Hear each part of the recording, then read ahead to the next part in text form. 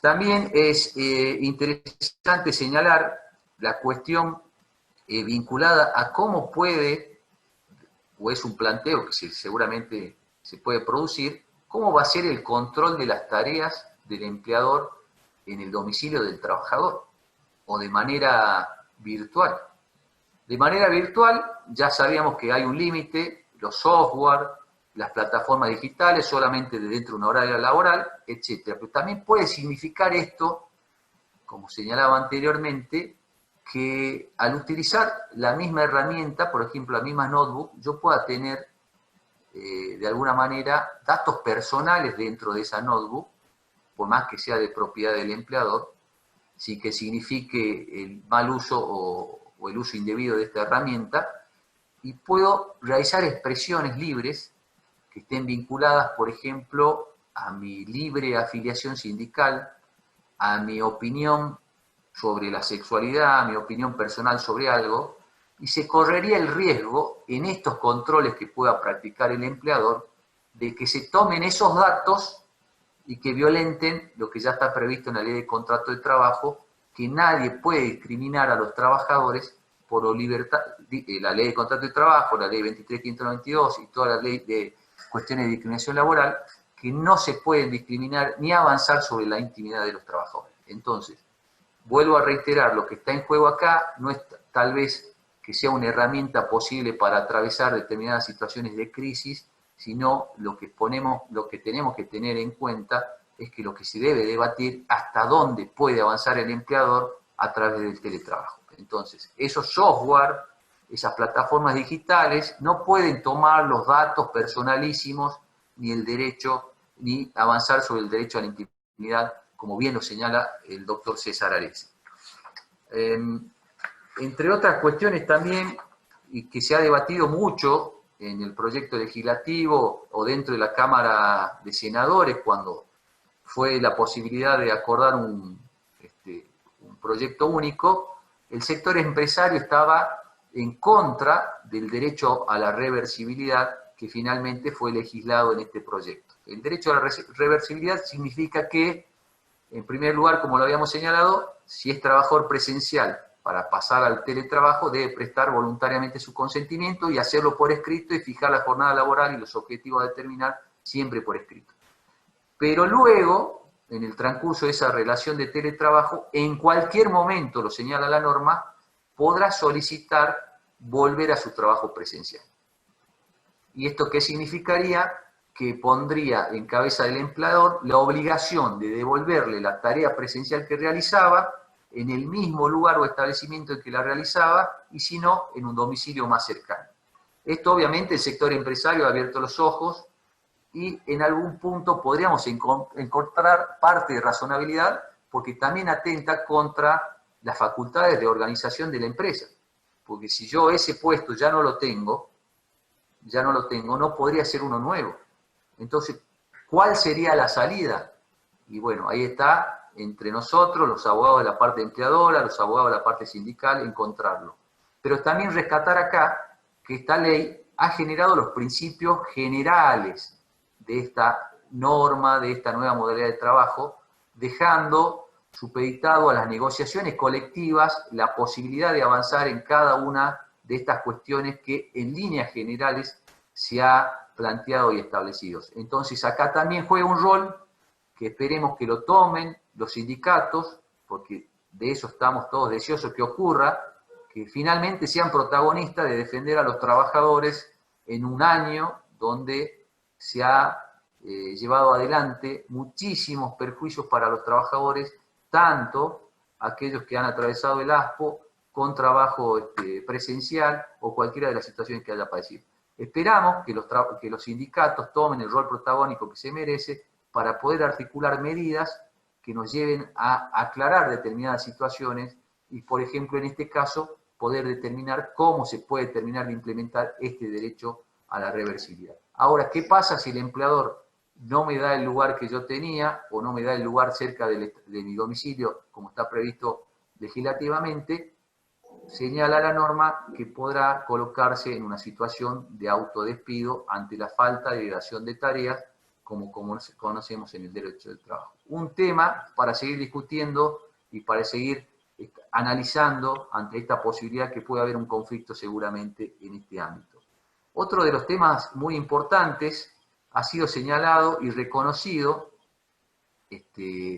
la situación de aquellos teletrabajadores que tengan a su cuidado menores de 13 años, personas discapacitadas o personas mayores que necesiten asistencia, y en este caso se ha garantizado dos derechos muy importantes. Primero, tener la posibilidad de armonizar el trabajo con estos cuidados personales. Y segundo, poder también tener intervalos posibles para poder cumplir con esta tarea de cuidado.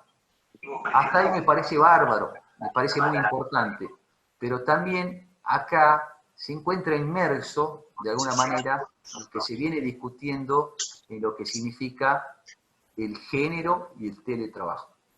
Por ahí el teletrabajo podría ser que se vende con la posibilidad de que la mujer pueda desarrollar su trabajo desde la casa y al mismo tiempo cumpla con las tareas de cuidado. Lo que para mí es una cuestión absolutamente nefasta. Nosotros no podemos proponer, ni siquiera promocionar, como para que la mujer se desarrolle en libertad en la vida laboral y a través del teletrabajo.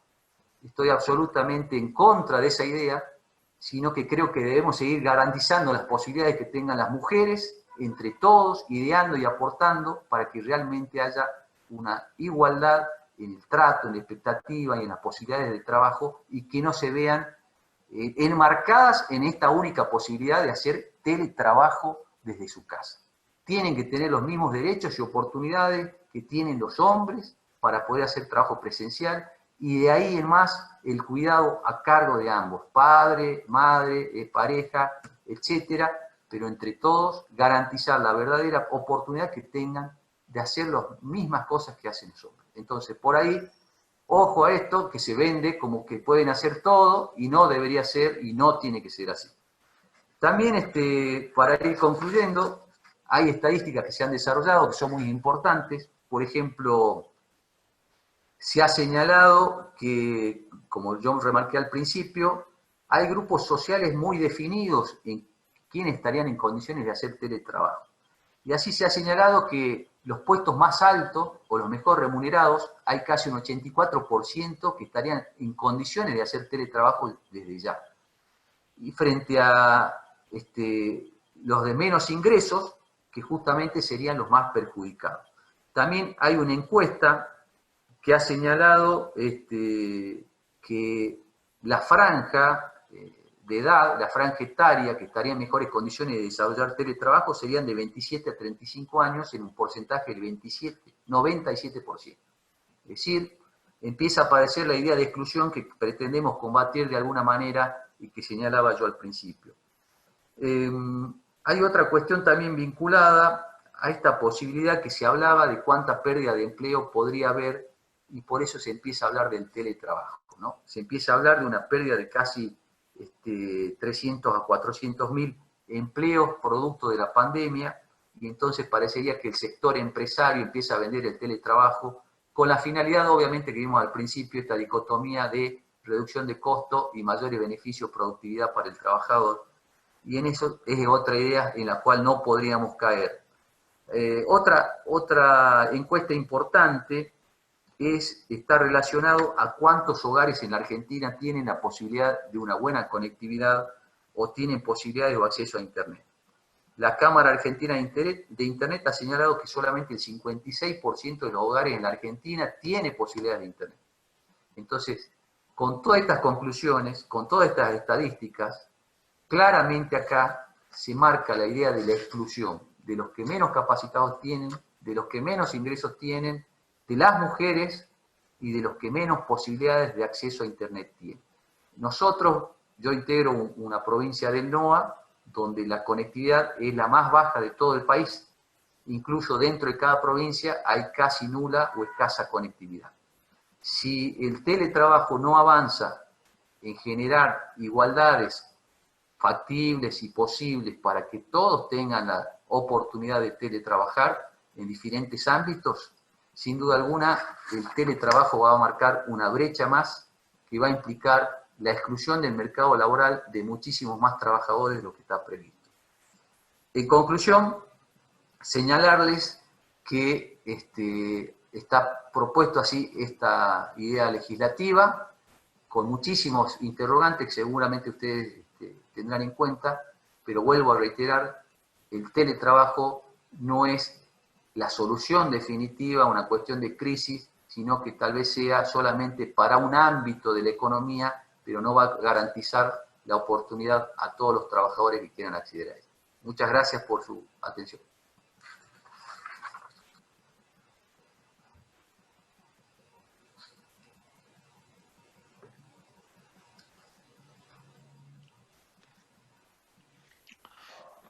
Muy bien, Pedro, te felicito. Excelente exposición. Gracias, Edito. Yo voy a necesitar que me compartan la calidad de administrador, así puedo compartir pantalla. A ver si está.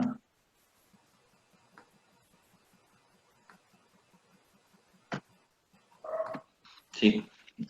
Al anfitrión, tanto a Jorge como al Colegio de Abogados de Villa Mercedes, necesito que me den la facultad para compartir pantalla, así puedo pasar un power. Flor.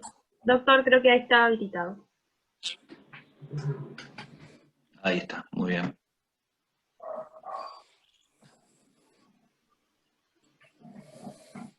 Bueno, Jorge, ¿vos hacés la presentación mía o empiezo directamente?